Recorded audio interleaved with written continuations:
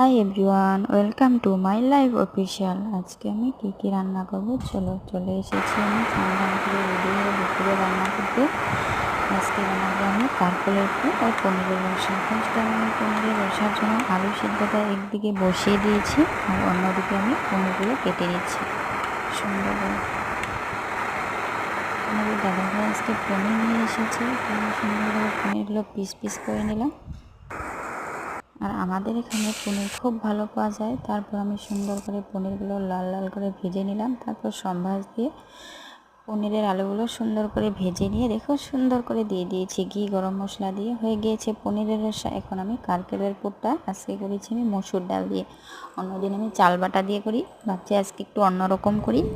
দেখো কত সুন্দর হয়েছে কারকলের পুরগুলো। এগুলো আমাদের গাছের কারকল। আজকে পনিরের রসা, কারকেলের পুর, পাঁপড় ভাজা, সঙ্গে ছিল ডালটা আমি তোমাদের সঙ্গে শেয়ার করিনি। আর বানিয়েছি স্যালাড।